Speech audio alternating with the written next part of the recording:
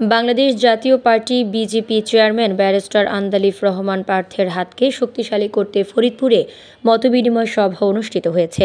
শুক্রবার রাতে বাংলাদেশ জাতীয় পার্টি বিজেপির ফরিদপুর জেলা শাখার আয়োজনে সদর উপজেলার চর মাধবদিয়া ইউনিয়নের ওয়াজ উদ্দিন মুন্সির ডাঙ্গি গ্রামে এ মতবিনিময় সভা অনুষ্ঠিত হয়। এ সময় প্রধান অতিথি হিসেবে উপস্থিত ছিলেন তরুণ রাজনীতিবিদ ও সমাজসেবক বিজেপি ফরিদপুর জেলা শাখার সভাপতি আরিফুর রহিম রনি।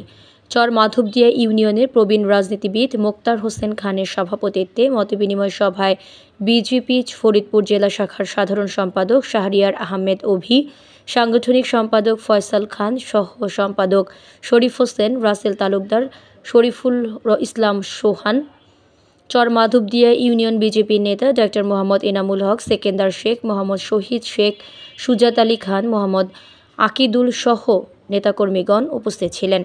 সভায় মোহাম্মদ আবুল খায়ের খানকে সভাপতি, মোহাম্মদ শেখকে সাধারণ সম্পাদক, সুজাত আলীকে সাংগঠনিক সম্পাদক, সেকেন্দার শেখকে সিনিয়র সহসভাপতি ও ডাক্তার এনামুল হককে সিনিয়র সহ সাধারণ সম্পাদক করে 51 সদস্য বিশিষ্ট চর মাধবদিয়া ইউনিয়ন বিজেপির কমিটি গঠন করা হয়।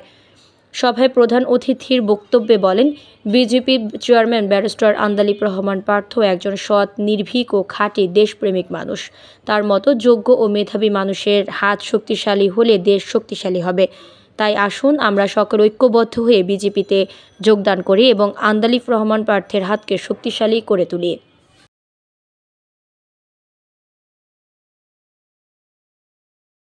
থেকে উৎপাদন হয় 36 লক্ষ metric ton, 3 lakh metric ton পেঁয়াজ বেশি উৎপাদন হয়, অথচ এই পেঁয়াজ সংরক্ষণের কোনো ব্যবস্থা আমাদের ফরিদপুরে নাই। বিগত 71 সালের পর থেকে আজ পর্যন্ত কোনো গভর্নমেন্ট এই কৃষিজাত পণ্যকে সংরক্ষণ করে কৃষি সমৃদ্ধ দেশ গড়ার লক্ষ্যে কোনো কাজ করার কেউ আগে আসে নাই।